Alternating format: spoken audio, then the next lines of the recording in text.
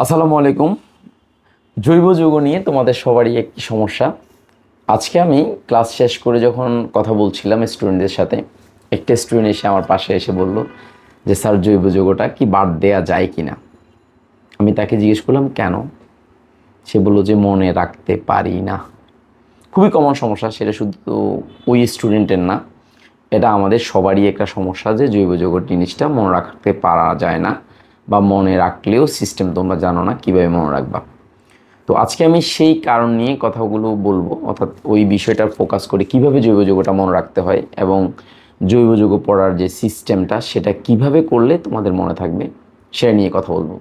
আশা করি ভিডিওটা শেষ পর্যন্ত দেখবা। প্রথমত, যে কোনো জিনিস মনে রাখার জন্য আমাদের মেইন যে ব্যাপারটা সেটা হচ্ছে কিভাবে তুমি রিসিভ করতেছো। অর্থাৎ আমি চারটা আরের কথা বলছি এখানে। একটা হচ্ছে রিসিভ, দেন রিটেনশন, দেন রিভিশন, দেন রিপিটেশন।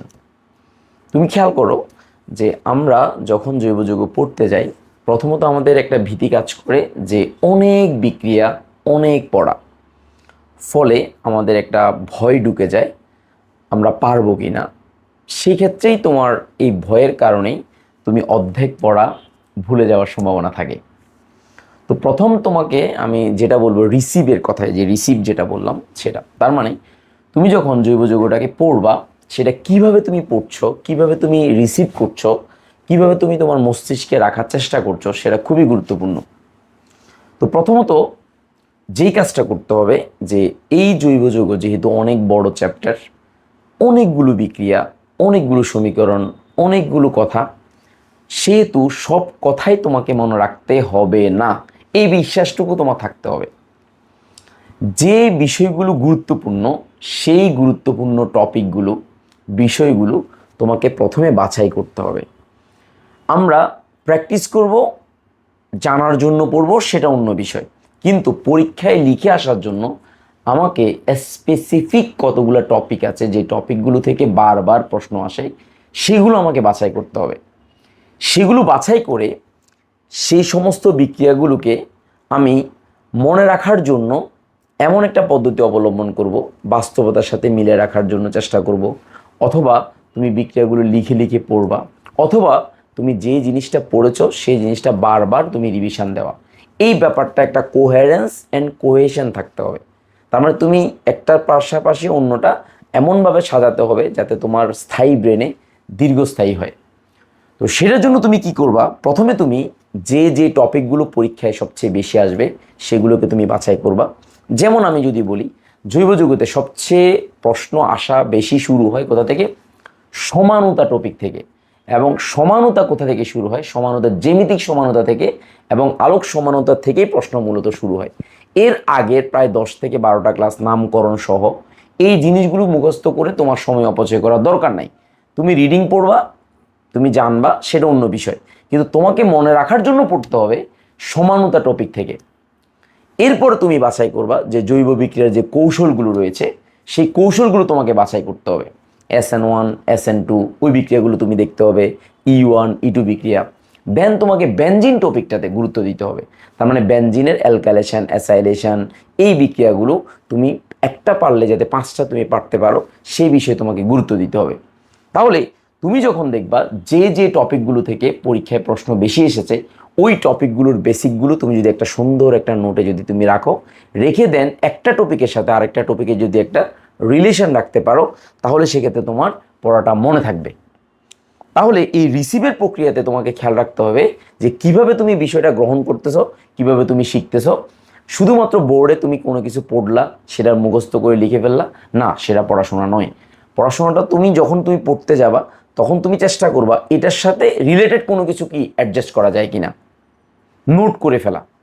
দ্বিতীয় নাম হচ্ছে মানে রিটেনশন ধারণ করার যে ব্যাপারটা।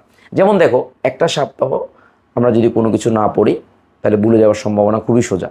দেন তোমাকে এই ভুলে না যাওয়ার জন্য তুমি অন্ততপক্ষে একটা সপ্তাহ পর বইয়ের যে যে জায়গাতে নোট করেছো সেই নোটটুকু একটু দেখবা। তুমি দেখার পর ওই টপিক থেকে কি কি প্রশ্ন এসেছে সেই প্রশ্নগুলো তুমি চোখ বুলাবা, না পারো কোনো সমস্যা নেই, চোখ বুলাবা। কারণ আমরা জানি যে আমাদের HSC পরীক্ষায় একই প্রশ্নের ধরনগুলো বারবার রিপিট হয়। এই কারণে আমি যদি একটা প্রশ্ন দেখি, কিছুক্ষণ পর সেম প্রশ্নটা আবার দেখব। যখন আমি একটা প্রশ্ন বারবার দেখব, তখন তোমার কাছে এটা পরিচিত মনে হবে। আমি এটার জন্য একটা উদাহরণ দিতে পারি। যেমন মনে করো, তুমি সিঁড়ি দিয়ে টানা 7 দিন একটা মানুষকে সম্পূর্ণ অপরিচিত তোমার চোখাচোখি হচ্ছে, প্রতিদিনই চোখাচোখি হচ্ছে। তুমি যদি মনে নাও রাখতে চাও ওই মানুষটা, কোথাও যদি তুমি তার সাথে দেখা হয়, দেন তুমি তাকে মনে রাখতে পারবা। কেন? কারণ তুমি যে বারবার দেখছো। এই কারণে সাবকনশিয়াস মাইন্ডে একটা মানে মেমোরি ক্রিয়েট হয়ে যাবে। এই কারণে পড়াশোনাটাকে যদি তুমি সাবকনশিয়াস মাইন্ডে নিয়ে যেতে পারো, যে অটোমেটিক হয়ে যাওয়া, তুমি মুখস্থ করার জন্য পড়বা না। যদি তুমি মুখস্থ করার জন্য পড়ো তাহলে কখনো শিখে হবে না, কারণ তোমার ব্রেন প্রেশারাইজড হবে। তখন তোমার ব্রেনে এটা কি একটা বাড়তি একটা তোমার টেনশন তৈরি হবে, মনে থাকবে না। এই কারণে তুমি জাস্ট এমনি পড়বা, পড়ার জন্য পড়া আর প্র্যাকটিস করার জন্য পড়বা। তুমি যখন কোনো কিছু মনে থাকবে না, ওকে ফাইন, আবার বইটা উল্টেই দেখবা, আবার প্র্যাকটিস করবা, আবার দেখবা। এইভাবে দেখতে দেখতে একদিন তোমার মনে থাকবে। দেন এইভাবে তুমি রিটেনশন ব্যাপারটা মাথায় রাখবে। এরপর রিভিশনের কথাটা, যে তুমি 1 সপ্তাহ 2 সপ্তাহ পর তুমি আবার তুমি দেখলা, এরপরে তুমি দেখার পর ওই রিলেটেড যে প্রশ্নগুলো রিপিটেশন, ওই রিলেটেড প্রশ্নগুলো আবার তুমি একসাথে করে ফেললা, নোট করলা, নোট করে মূল থিমগুলোকে তুমি আলাদা একটা পয়েন্ট আকারে লিখে ফেললা। লিখে ফেলে তুমি ওই পয়েন্টগুলোকে যখন তোমার পড়ার টেবিলের সামনে রাখবা, শুধু পয়েন্ট। আর আমাদের জৈব যুগের ইন্টারেক্টিভ ম্যাপ আছে একটা, চ্যাপ্টারটা পড়া শেষ হলে তুমি ইন্টারেক্টিভ ম্যাপটাও দেখতে পারো। তো সো তুমি যখন কোনো কিছু দেখবা তখন এই জিনিসটা তোমার কাছে কোরিলেট করার চেষ্টা করবা। যখন কোরিলেট করার চেষ্টা করবা, এই বিক্রিয়াটা কোথা থেকে আসছে, কীভাবে আসছে, জাস্ট একটা আইডিয়া নেওয়া, কোনো কিছু না। কিছু কিছু বিষয় আছে যে এমন যে মানে উদ্দীপক দেখতে হয় না, বিক্রিয়াতে তোমার প্রশ্ন দেখলেই বোঝা যায় আসলে কি হবে। যেমন আজকে আমি বললাম যে, যেমন মনে করো খুবই কমন একটা প্রশ্ন, যে ইথাইন থেকে বেনজিন তৈরি। তো আমি বলেছিলাম যে ইথাইনের সাথে যদি ফেরাস অর্থাৎ আয়রন থাকে এবং 450 ডিগ্রি সেলসিয়াস তাপমাত্রা থাকে, এরপরে যোগটা বেনজিন হবে।